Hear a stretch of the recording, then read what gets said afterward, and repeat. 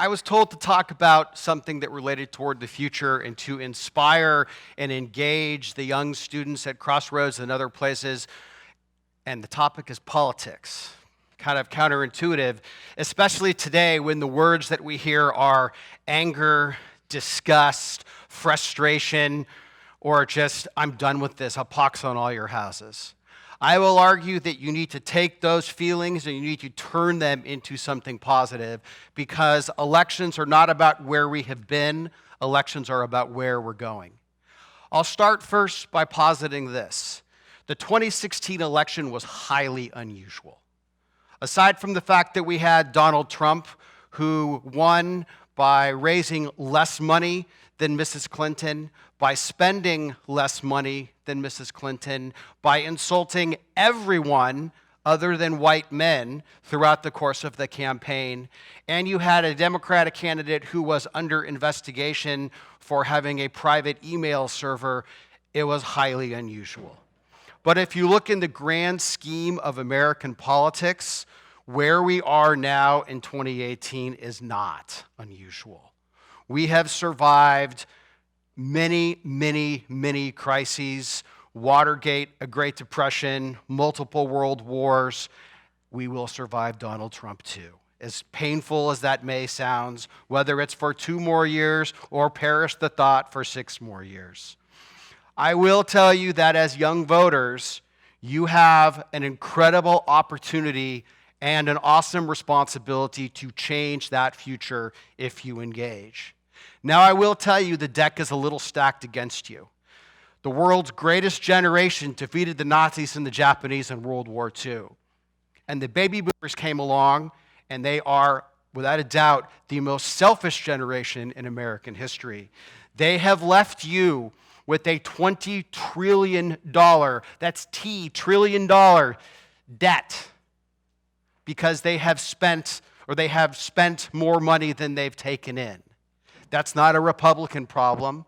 That's not a Democratic problem. That's a Washington, D.C. problem. People go to Washington, D.C. and they lose sight. 75% of the federal budget is now on autopilot between entitlement programs and interest on the debt. And that number grows every year because every year we run a structural budget deficit, and the debt is the accumulation of those deficits. Okay, now that I painted that rosy picture for you all, let me talk about how you can make a difference. The first is voting.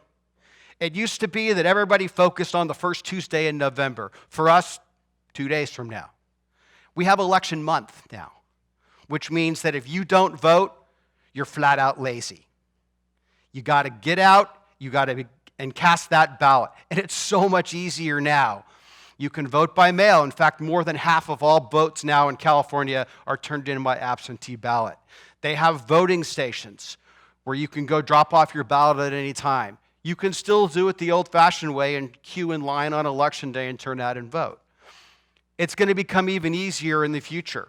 Once we can figure out how to make this secure and we know that the right people that you are, who you say you are voting, you'll be able to vote from your living room on your mobile phone. So there really is no excuse. We do need to do a couple things. One, we need to make sure that the Russians don't hack into our election system. Oh, but it's not just the Russians. It's the Chinese, it's the North Koreans, it's the Iranians. Anybody, a lot of people want to get into our election system, not to mention people in the United States who just want to create mayhem. We need to make sure that if you are eligible to vote, that you are allowed to vote and that you're not turned away at the polls because of some random arbitrary law. But we want to make sure that you are who you say you are. I'm confident that your generation will figure it out because mine certainly has not. The second point is information. You're so lucky. There's so much out there. It's so easy to get. The challenge is there's too much out there. They call it information overload.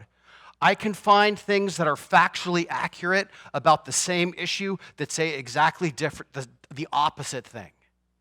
Your challenge is going to be how to filter through all of that. And I must tell you, there's as much fake news or fake information out there as ever. One, who do you trust? There are some incredibly competent, legit-sounding websites that are complete and utter propaganda. 2 is accuracy. Trust in the media is at an all-time low, in part because they make stupid mistakes. And then when they are called on their mistakes, they don't admit that they screwed up. They fight it, or they try to equivocate and say, but. Don't use Donald Trump as your example. He's not a leader in this regard. The media needs to be held to a higher standard if they want to get back that trust. The 3rd is balance. I can focus my news feed so that I read only the things that I'm interested in. Tell me that's not going to skew my viewpoint on the world if I only read things that I'm interested in. You have to be a critical thinker here. The solution is simple. Read. Don't watch TV. Read. Make sure you balance your news coverage. Read the left, read the center, read the right. And then, heaven forbid, discuss and debate. If you only associate with people who think like you, what a shallow world this will be. We don't need safe spaces. We need places where people can come together and argue and debate and discuss. And just because you are my opponent does not make you my enemy. I can be a Trump supporter and I can disagree with you about Barack Obama, or I could be a Bernie Sanders supporter and tell you why Ted Cruz is a loon from Florida. I should still be able to listen to you and understand your argument. I still might think you're wrong, but if I don't understand you, I'm never going to be able to come together with you to solve our country's problems. The 3rd point is selecting the right candidate or voting for the right candidate. I will tell you right now, America's best and brightest do not run for office. 1, they make less money than they could in the private sector. 2, it's a hassle because opposition researchers crawl into your life and unmask things that you allegedly did when you were a 13-year-old high schooler. God forbid that people find out what I did in high school. Some of you in the audience may know. Don't say anything. The 3rd is people try to lock you into an ideological litmus test where a position that you allegedly should have held, that you held in your 20s, you should now hold when you're 50. Matt Klink at 20 is a radically different person than Matt Klink at 50, and thank God for that. So anybody who tells you that they have been ideologically consistent their whole life, their politics are really screwed up. You evolve with time as you gain experience, as you gain different perspectives from different people, as you travel and see the world. The other thing, too, living in the unique air of Southern California, get out of the bubble. I did a panel on the 2016 election with people from a New York Times reporter, a Yahoo News editor, and everybody was talking about how fantastic the world was with President Barack Obama, and Hillary Clinton was going to continue that for 4 more years. And I asked people casually, have you talked about this in Des Moines, Iowa, or Indianapolis, Indiana, or Omaha, Nebraska? And it was like I was speaking in a different language. They had never been to those places. Things aren't hunky-dory in the flyover states. That's why Donald Trump was elected, because things were not happy in the middle part of the country that happened to have more electoral votes than Mrs. Clinton got. I will also tell you, public service is a noble calling. You can make a difference. I don't care whether you do the Peace Corps, whether you go into the armed services, whether you do Teach America. Public service is where it's at. And also, if you want to run for office, start local. If you can't fix potholes and plant trees, how are you going to fix transportation policy in California or the United States? You have to know what it really means to help people, to see that change manifest itself. And you can't do it if either you're disengaged or if you're a millionaire with big bucks who wants to run for the nation's highest office and has never held office before.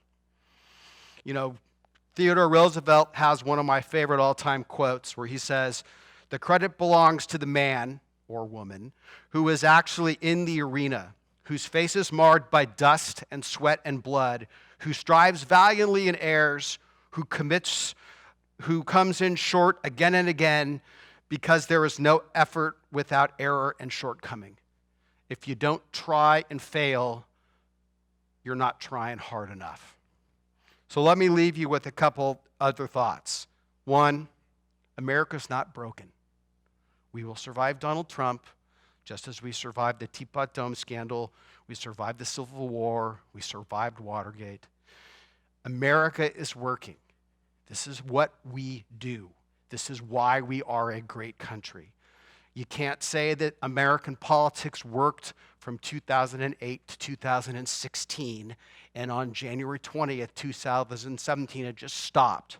Can you say that America worked from 2001 to 2008, and when Barack Obama was elected, America suddenly broke. This is who we are. This is how we work. The second, I will say, irrespective of the rhetoric today, your opponent is not your enemy. Donald Trump does not set a good example.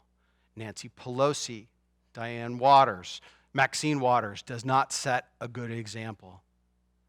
You can and you should fight vigorously, verbally, but in the end, you have to come together to solve people's problems. We've lost sight of that, and that is a deep, deep tragedy that your generation can fix. The third is, do not be afraid to debate and discuss. You don't need ideological rigidity. You need to surround yourself with people from different perspectives. Engage, question, talk, learn. Your parents are paying a lot of money for you to think critically. Think critically. It's super important. And last, but certainly not least, vote. Vote. Vote.